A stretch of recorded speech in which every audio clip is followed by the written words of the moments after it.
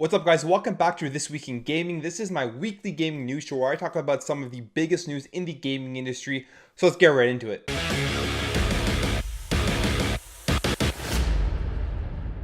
So this week, 343, the current team behind Halo, had a live stream and they were talking about Halo Infinite, and they were getting questions from a lot of the fans of the Halo series and the people on the stream. And one of the questions was asked about Battle Royale mode and whether there will be a Battle Royale mode in the upcoming Halo Infinite. And Jeff Easterling, who is a writer for 343, responded with this. I'll tell you right now, the only BR we're interested in is Battle Rifle, the original BR. So calm yourself. Now this is interesting because it sounds like Halo Infinite will not have a Battle Royale mode based off of this quote.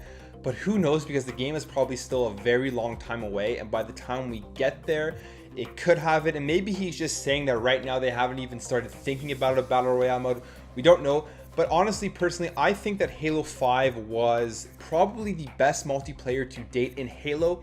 And if they are just only solely focusing on making that better and improving on that with the weapons and the map and the gameplay and everything, I would be more than happy. I absolutely love Halo. It is one of my favorite game franchises. And if there was not a Battle Royale mode, I would not care whatsoever. But let me know in the comments below if you would care if the next Halo does not have a Battle Royale mode. We got some more information on the upcoming Pokemon Let's Go Pikachu and Pokemon Let's Go Eevee from an interview in Famitsu magazine with Junichi Masuda of Game Freak, and he was talking about being able to transfer Pokemon to future Pokemon games. And here's what he said. There have been times where you couldn't bring Pokemon over from previous titles.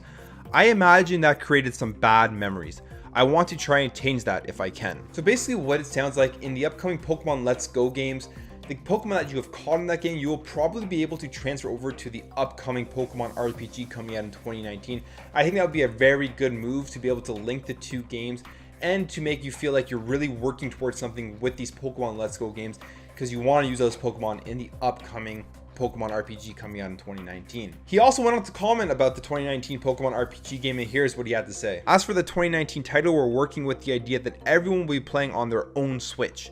It'll have the same kind of feeling as the previous games on handheld systems. Now I think this is good to hear because they are definitely going to be making that classic RPG style Pokemon game that we all love, and they aren't going to go and make it simpler like with the Pokemon Let's Go series. I'm very happy to hear that. There was also more information that came out on some of the gameplay within the Pokemon Let's Go games that are coming out, and this had to do with battling gyms and battling the gym leaders. So basically it sounds like you're gonna have to have certain requirements before entering gyms, and like this would be things like having a certain type of Pokemon, so like a water Pokemon or a grass Pokemon, or having a certain Pokemon at a certain level before you can enter the gym. Microsoft announced that they will be at Gamescom and they will be bringing with them new Xbox One bundles and new accessories. Now we don't really know what this means, because when they first announced it, they said that there will just be new Xbox One hardware, but then they changed it back to saying it'll be new Xbox One bundles and accessories. And people were thinking that maybe they would announce the Xbox 2 or the next console coming out from Microsoft, but that would be absolutely crazy at this point. And they did retract that to say that it's just bundles and accessories.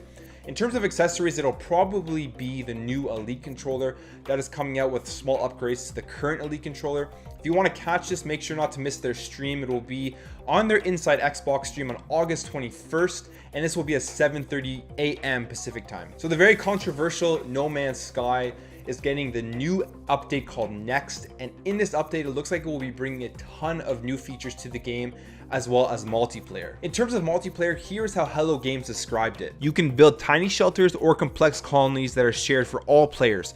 Fight as a pirate or a wingman in epic space battles with friends and enemies. Race exocraft across weird alien terrains, creating racetracks and trails to share online. The character customization allows you to personalize your experience. On top of that multiplayer, the update will have a bunch of visual overhauls with like the terrain, the water, and all of the ground, as well as there will be overhauls with the NPCs, and you will also be able to play in the third person now.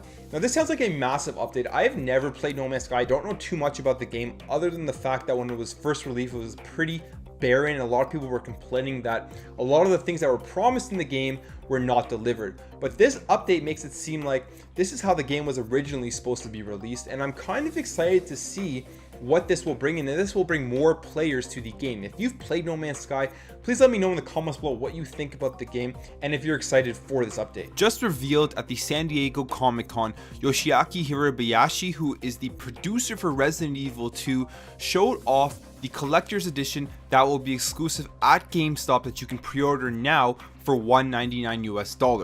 Now this is a pretty big collector's edition, and in it will include the full game with special deluxe packaging and an extra DLC pack card.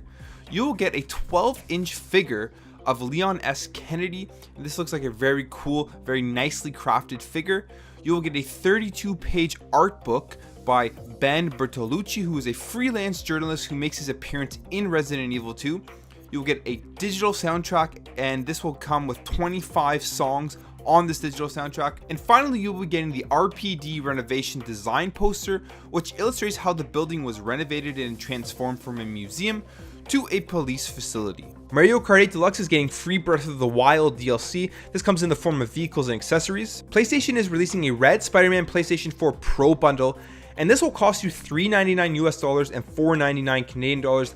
And honestly, looking at this bundle, it looks absolutely amazing. It looks like a very cool looking PlayStation 4. A new Digimon game called Digimon Survive will be making its way to the Nintendo Switch next year in Japan, and it will be a survival RPG. All the Madden fans out there, Madden is just around the corner, and the cover athlete for the standard edition of the game was finally revealed, and it is Antonio Brown who will be the cover athlete. So that's your news. If you enjoyed this video, make sure to hit that thumbs up button. Let me know what you think about any of the things I talked about in the comments section below. Subscribe if you're new to this channel, and I'll catch you in the next video.